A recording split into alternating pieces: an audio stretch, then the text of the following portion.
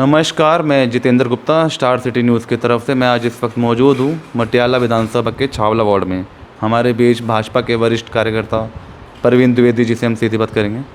Sir, आपका स्वागत है स्टार सिटी न्यूज़ में। मेरा आपसे पहला सवाल है कि आपका जो राजनीतिक जर्नी है लगभग कब से जुड़ी हुई है? नमस्कार।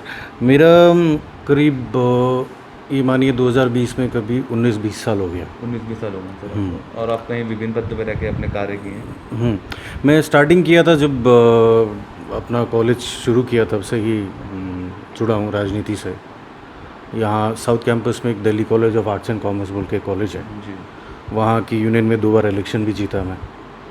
उसके बाद मैं रहता था लक्ष्मी नगर, वहाँ हर्षवर्धन जी के लिए काफ़ी मेहनत किया हमने।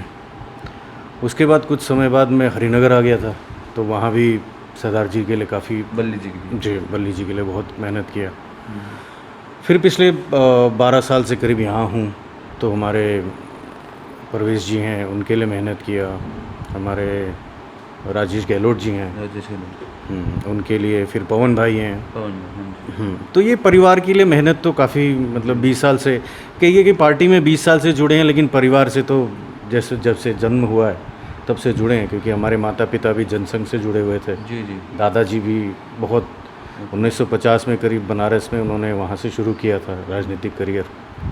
तो परिवार कहिए कि पूरा परिवार जनसंघ से बहुत पहले से ही जुड़ा हुआ है। तो यही है, अभी 20 साल में सेवा कर रहे हैं, जनता की कर रहे हैं, पार्टी की सेवा कर रहे हैं, परिवार का सेवा कर रहे हैं। तो प्रवीण जी, जैसे कि मैं आपसे जानना चाहूँगा, आज हम इस वक्त मौजूद हैं आपके कुतुब बिहार फेस 1 में। जी।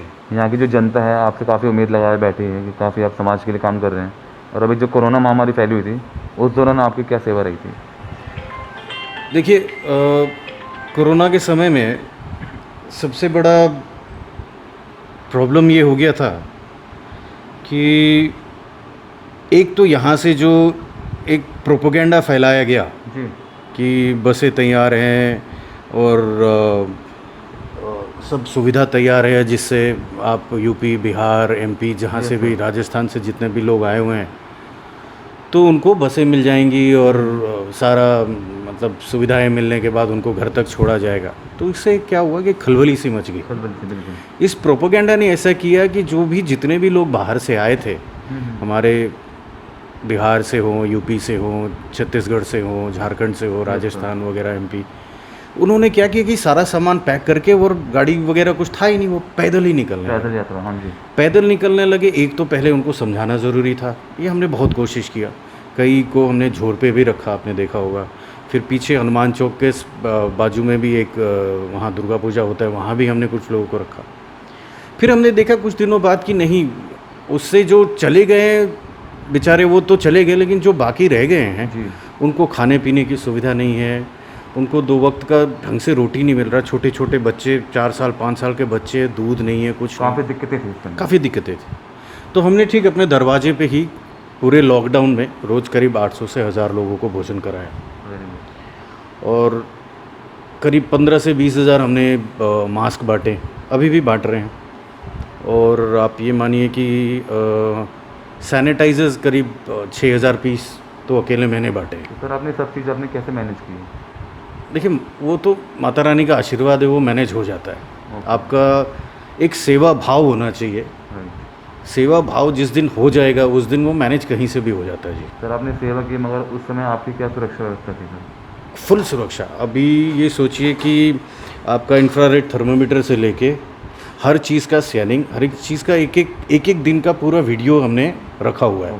क्योंकि कभी जैसे हमारे SHO साहब आ जाते थे, कभी कमिश्नर साहब आ जाते थे, तो रोज़ का जो डॉक्यूमेंटेशन होता था वीडियो से पूरा करके, कि स्कैनिंग करके, सोशल डिस्टेंसिंग करके प्रॉपर, जिसके पास मास्क नहीं है उसको मास्क देते थे। पूरा जिस तरह से कहते हैं कि एक सिक्योर, एक समझदार आदमी किस तरह से मैनेज करता है, उस तरह से पूरा मैनेज किया हमने। और इतने दिनों में कभी हमने किसी का ये देखा कि अगर उसको असुविधा है, जैसे कुछ प्रेग्नेंट लेडीज़ थी, उनको भी लाइन में खड़ा रहना पड़ता था, तो उनके लिए स्पेशल हमने अलग से कहा कि नहीं, आपको लाइन नहीं रहना, आप अपना घर का बता दीजिए पता, हम वहाँ तक खाना भोजन दे देते। यहाँ तक कि जितने क्षेत्र के विधायक जी का क्या रोल रहा है, या पार्षद जी का कैसा रोल है? देखिए, क्षेत्र के विधायक जी को तो पूरे लॉकडाउन में मैंने देखा नहीं जी। अच्छा। ये बड़े दुख के साथ कहना कि उनका रोल होना चाहिए था, चूँकि राशन वगैरह स्टेट गवर्नमेंट से ही शायद कुछ मैनेज हो रहा था, मेरे पास 2 कूपन आए, हमारे आसपास करीब कूपन आए, लेकिन हमें कभी राशन मिला नहीं। हमने सोचा चलो हम ही लेके आगे जिसको ज़रूरत हो उसको दे देंगे, लेकिन कभी इस चीज़ का मौका मिला नहीं। और पार्षद साहब का तो खैर जवाब ही छोड़िए। ये मैंने पवन शर्मा जी को रोज़ किसी न किसी गली में सैनिटाइज़ करते हुए खुद ट्रैक्टर पे चढ़ के रोज़ कहीं ना कहीं अपनी गाड़ी में भोजन पहुंचाते हुए देखा है। रोज़ कहीं ना कहीं किसी के साथ बैठ के उसका दुख समझना, उसको समझाना, ये सब चीज़ देखा है। कहते कि एक छावला मंडल को वो एक नेता की तरह नहीं, एक परिवार की तरह उन्होंने पाला है। एक परिवार की तरह कहते हैं कि एक परिवार का एक बेटा खड़ा है आपके साथ, तो आप ये चिंता करने की ज़रूरत नहीं है। पवन जी का एक स्पेशल ये क्वालिटी है कि रात को 2 बजे भी अगर आप उनको फ़ोन करो तो वो ज़रूर आपके दरवाजे पे खड़े हो जाएंगे। उनसे बढ़िया की बात कर लेते हैं परवेश वर्मा जी के साथ साथ। परवेश वर्मा जी का क्या है, देखिए कि परवेश वर्मा जी इतने सुलझे हुए इंसान हैं, और उनमें वो जो चिल्ला के बात करते हैं नेता, वो सब चीज़ क्वालिटी कुछ भी नहीं है। बहुत ही समझदार, बहुत ही सुलझे हुए। जो काम करना है उनको पता है कि मुझे ये काम करना है, ये मैं कर सकता हूँ, वो ज़रूर करके देते हैं। मैं आपको एक चीज़ बताता हूँ, आज से करीब 4-5 साल पहले की बात है। यहीं हॉल एक नया बना है, तो वहाँ बैठ के आए थे एमपी साहब, उनसे बात हो रही थी। तो हमारी 2 मांगें थी। एक तो आपका जो झुग्गियाँ हैं वहाँ टॉयलेट नहीं है, ओके। और दूसरा था कि इस एरिया में, पता नहीं आप लोगों ने ध्यान दिया या नहीं दिया, लेकिन इस एरिया में बैंक नहीं था कोई। बैंक, बिल्कुल। हमने एप्लीकेशन दिया, मेरा सिग्नेचर पड़ा है उस एप्लीकेशन में, एक रिसीव कॉपी मेरे पास पड़ा है। चूँकि मैं इस एरिया का एक सहयोग समिति बोल के एक वेलफेयर सोसाइटी, उसका भी चेयरमैन था, ओके सर। तो हमने उसके हिसाब से उनको दिया था। आप विश्वास नहीं करोगे कि 3 महीने के अंदर टॉयलेट का काम चालू हो गया था दोनों। आप एक देखेंगे वेटनरी हॉस्पिटल जो है उसके पास एक पब्लिक टॉयलेट है, और एक आपका ये पंकज गार्डन में जो है वहाँ एक पब्लिक टॉयलेट है, साफ़ सुथरा। तीसरा, ठीक उसके सामने आप देखोगे तो SBI का बहुत बड़ा बैंक खुला है, पूरा ब्रांच खुल गया है। अब ये बताइए, जो MP के हाथ में उन्होंने कर दिया, बिल्कुल सर। इससे बढ़िया क्या चाहिए साहब? जो आपको बेसिक फैसिलिटी एक MP से मिल सकता है। आप ये सोचिए कि ये MCD स्कूल के ऊपर से एक हाई टेंशन तार जा रहा था। अच्छा। उनसे 2 बार विनती की गई। तीसरी बार जब उनके पास गए, उन्होंने कहा कि विनती करने की ज़रूरत नहीं है, काम हो गया है आपका।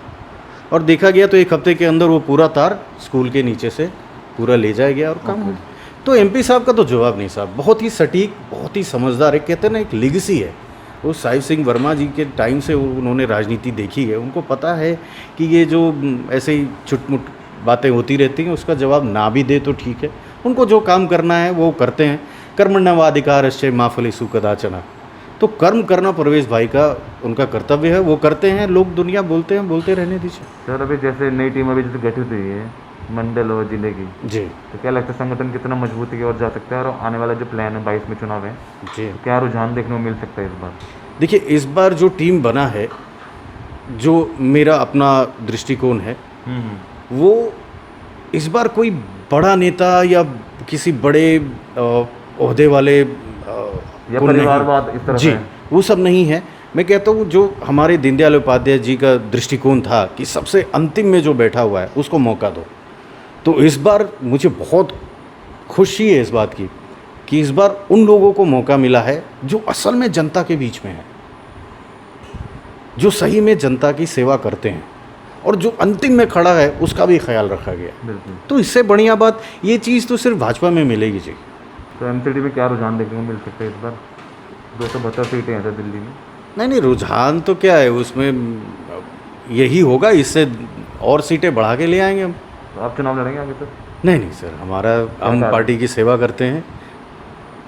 चुनाव उनाव से हमारा कोई दूर दूर तक कोई रिलेशन नहीं है। ओके। हम पार्टी के साथ बस परिवार की तरह जुड़े हैं। पार्टी जहाँ सेवा करने को बोलती है वहाँ हम सेवा करते हैं। लास्ट में कुछ संदेश देना चाहते हैं 2 अक्टूबर को लेकर? कल का भी कोई कार्यक्रम है हमको? देखिए, 2 अक्टूबर को एक नई दिशा दी है हमारे प्राइम मिनिस्टर श्री नरेंद्र मोदी जी ने। पहले हम सत्य अहिंसा इसको लेके, महात्मा गांधी को लेके हम लोग 2 अक्टूबर मना लेते, लेकिन जो एक नई दिशा, स्वच्छता का जो एक अभियान है जो मोदी जी ने दिया है, तो उसके साथ देखिए स्वच्छ मन, स्वच्छ वातावरण रहेगा तो सत्य की हमेशा जीत होगी और अहिंसा वहाँ आएगा नहीं। तो ये स्वच्छता जो है केवल आपके आसपास ही नहीं, आपके मन में भी ले आइए। और जो प्रधानमंत्री का जो सपना है वो इस प्रकार धीरे धीरे करके अगर समाज से मैल हटता है, आपके वातावरण से मैल हटता है, आपके मन से मैल हटता है, तो पूरा परिवार फिर से जैसे पहले ज़माने कहते थे सोने की चिड़िया बन जाएगी, फिर से बनेगा जी। धन्यवाद सर आपका। Thank you. तो ये हमारी सीधी बात परवीन द्विवेदी जी से, स्टार सिटी के साथ में जितेंद्र गुप्ता।